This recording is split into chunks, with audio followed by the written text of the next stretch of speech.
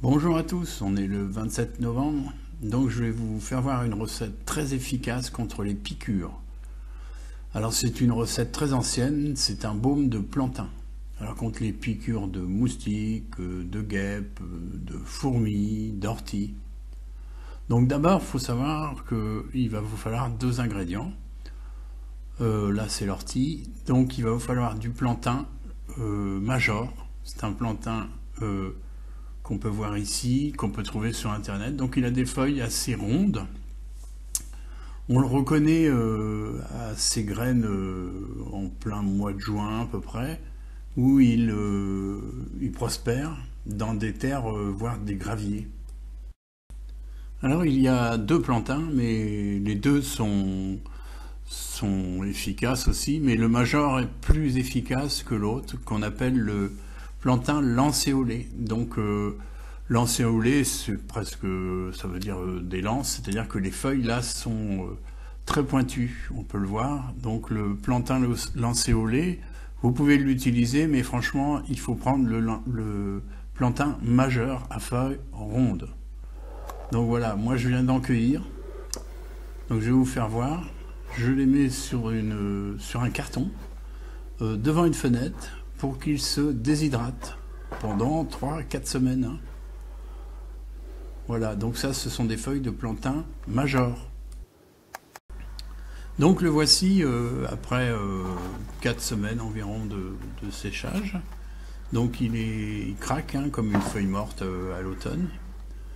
Donc on a enlevé, ce processus permet d'enlever toute l'eau, sinon pour la recette il va pourrir. Il va moisir. Donc, une fois qu'il est bien sec, on prend de l'huile d'olive. Donc c'est une recette très très ancienne. Hein. C'est à l'époque, au XVIIIe siècle, au XIXe siècle, on faisait des baumes. Hein. À base de plantes, il n'y avait pas la chimie des médicaments d'aujourd'hui. Donc on casse, on tasse le plantain major dans l'huile d'olive, dans le bocal. Voilà, donc on essaye il faut que tout rentre. Hein. Et là, on va le laisser 4 mois dans un placard au noir, dans le noir. Et il faut attendre 4 mois pour continuer la recette. Donc vous voyez, pour vous faire cette vidéo complète, hein, qui va aller jusqu'à la fin du baume, il m'a fallu plus de 4 mois. C'est-à-dire que j'ai commencé, je sais plus, là on est au mois de novembre, donc j'ai commencé cet été au mois de juillet. Donc vous voyez, faire des vidéos, c'est aussi ça, hein, c'est partir de loin pour partager des recettes qui sont très très efficaces. Et celle-ci, franchement, je tiens à la partager parce que pour les enfants, etc., vous allez voir, vous mettez un petit peu de ce baume sur la piqûre, peu importe laquelle, et vous allez voir que l'enfant est soulagé dans la minute qui suit. Et l'adulte aussi. Donc voilà, mettre le bocal bien à niveau d'huile, c'est important pour la recette finale. Alors on peut voir que j'avais oublié de le mettre, donc c'est un peu plus compliqué quand le niveau est à ras, de mettre le petit caoutchouc, puisque ce sont les bocaux le parfait, et ils sont toujours avec un petit joint comme ça pour être hermétique. Donc on tasse bien, on brasse un petit peu tout ça pour que l'huile passe partout, pour pas bloquer de l'air en dessous. Ça aussi c'est important, de ne pas bloquer de l'air en dessous. Et ensuite on va fermer le bocal et voilà, et on le retrouvera 4 mois plus tard. Alors là je vous fais voir symboliquement le deuxième ingrédient qui est la cire d'abeille. Donc il vous faut vous procurer auprès d'un apiculteur ou je ne sais où, peut-être, je crois que sur internet il y en a qui en vendent un peu. Il vous en faut pas beaucoup, hein. Donc la cire d'abeille, c'est le deuxième ingrédient après l'huile d'olive, le troisième pardon, après l'huile d'olive et le plantain.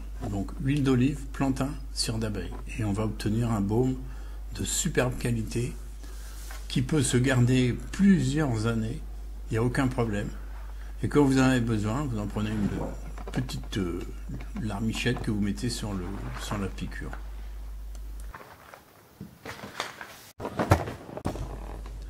Alors là, nous voilà 4 mois après. On peut voir que c'est le plantain du 27 juillet, je n'ai pas fait exprès, mais on est le 27 novembre. Donc voilà, maintenant on va extraire l'huile de plantain, où toutes les substances ont été extraites à base d'huile. C'est pour ça que c'est assez long, hein. Quand on fait des extractions comme ça, à base d'alcool, c'est beaucoup plus rapide. Mais à l'huile, il faut minimum. Si vous pouvez laisser 5 mois ou 6 mois, c'en est que mieux. Donc là, je vais vider dans une passoire très très fine, hein, qu'on appelle un peu chinois. Voilà, je vais tout vider, je vais mettre les feuilles, le maximum d'huile et je laisse égoutter pendant une demi-heure, 3/4 d'heure. Donc me voilà revenu au bout de 3/4 d'heure. Donc là, j'attrape la totalité des feuilles et je les presse très très fort pour sortir le maximum d'huile d'olive qui est à l'intérieur des feuilles. Donc ouais, il faut une bonne pogne, essayer de sortir bien l'huile. Parce que là, on a vraiment les bonnes substances, on sort les bonnes substances. Donc voilà, ce pressage sert à bien sortir les principes actifs. Donc moi j'essaye de tout sortir le jus au maximum. Voilà, il me reste une petite boulette. Et voilà, bon, donc mon huile est faite avec toutes les vertus pour atténuer la piqûre d'un insecte ou autre. Donc maintenant on va quand même faire, jusqu'alors c'était, on fait un peu à la louche comme on dit, il n'y a pas de mesure exacte, mais maintenant qu'on a extrait la base qui est l'huile d'olive, eh bien on va peser le volume, on va voir pour combien on a d'huile. Et ensuite on va ajouter la valeur de 10, 12, 13% de cire. Ça, ce que vous voyez de jaune là, c'est de la cire d'abeille, évidemment, chez les abeilles, donc pour moi c'est facile. Donc on fait à peu près, je vous dis 10, 12, 13%. Plus vous mettrez de cire, plus le baume sera dur. Donc c'est pas franchement le but non plus, hein. Donc pour la cire, approchez-vous si vous pouvez d'un apiculteur sur votre secteur et demandez-lui un peu de cire d'abeille pour faire des baumes. Il va comprendre qu'il faut une cire de très belle qualité, c'est-à-dire une cire naturelle que les abeilles ont fait elles-mêmes, non pas des cires de corps. Donc voilà, la cire est bien jaune clair comme on peut voir, et 10% ça représente environ cette casserole qui fait à peu près 200 grammes d'huile, ça représente 20 grammes ou 19 grammes de cire d'abeille, voire un peu plus. Donc voilà, après on passe en cuisine. Donc le but c'est de faire un bain-marie. Donc pour ceux qui connaissent pas, bain-marie, c'est de l'eau dans une casserole et on met une autre casserole. Le but c'est que la deuxième casserole ne chauffe pas trop. Il faut savoir que la cire d'abeille fond à 60 degrés. Alors si vous avez une sonde, vous pouvez très bien le faire à la sonde. Mais il faut une chaleur douce qu'on va faire en bain-marie. Donc on met la casserole avec l'huile et la cire directement dans l'eau de la casserole et on fait bouillir l'eau d'en dessous. Attention, on surveille, hein.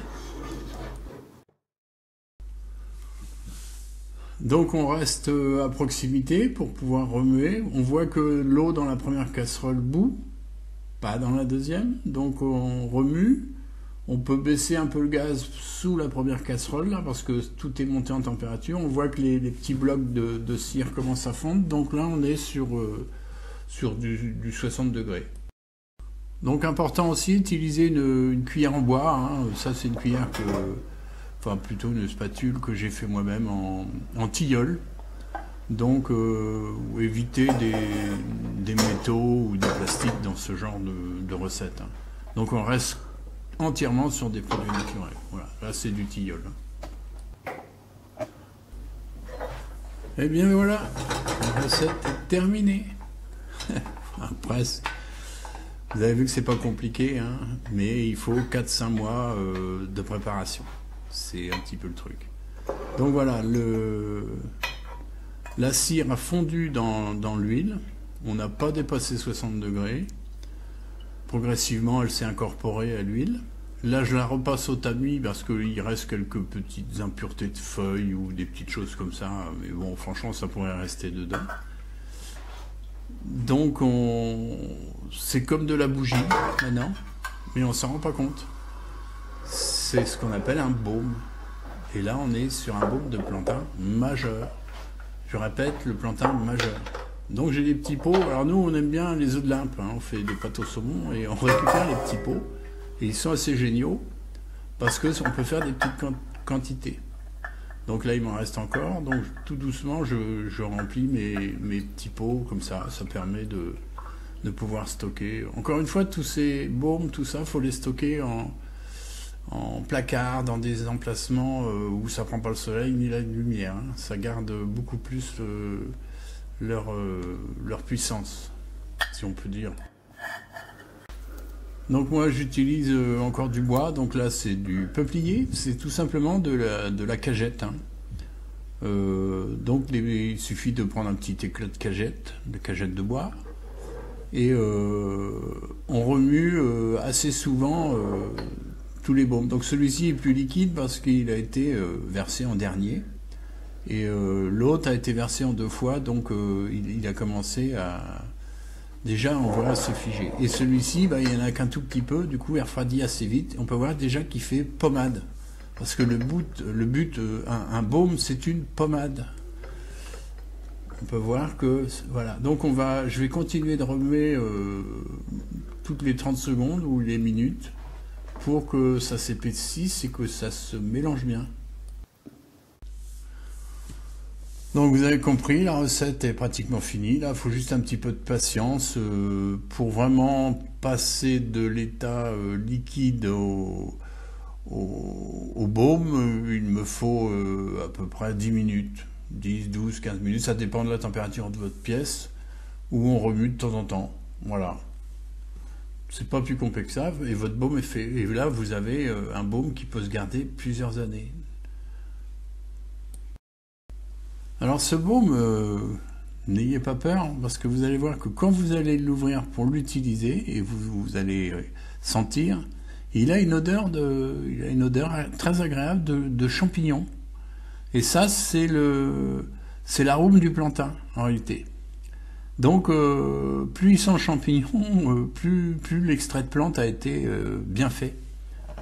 Donc voilà, là on arrive, là je suis revenu devant ma fenêtre pour vous faire voir. En été, j'ai rassemblé un peu et j'ai bien tassé dans mes petits pots et pour qu'ils soient au ras.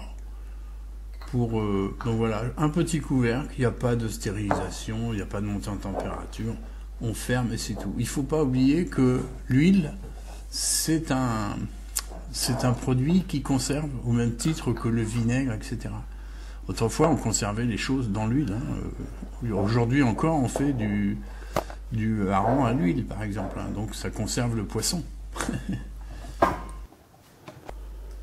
Voilà, là, je vous fais voir un pot qui a 2 ans.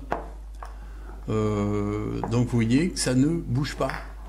Vous pouvez garder ça pendant des années.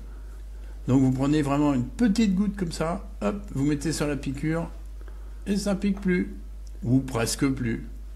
Mais ça enlève le feu tout de suite. Vous savez, moi, avec les abeilles, je me fais souvent piquer, et dès que je rentre à la maison, eh bien, je me mets une petite goutte comme ça, pas plus, et j'étale sur l'endroit de la piqûre. Voilà. Et le soulagement est immédiat. Donc voilà, c'est une recette, franchement, que je vous demande de partager, de communiquer tout ça. Donnez ma vidéo, c'est vraiment pas compliqué. Et là j'en ai beaucoup parce que j'en offre beaucoup. Je donne des petites quantités à des gens et qui sont extrêmement satisfaits. Donc ça vient pas de moi. C'est vraiment une recette très très efficace que vous pouvez faire tous les 3 ans ou 4 ans si vous voulez. Donc partagez cette recette, c'est presque une recette de cuisine, mais En réalité, c'est très simple, plantain, huile d'olive, il vous faut des pots et de la cire d'abeille, la plus propre possible. Donc voilà, c'est toujours fidèle à ma chaîne, donc abonnez-vous pour ceux qui ne la connaissent pas, et moi je vous dis à très bientôt.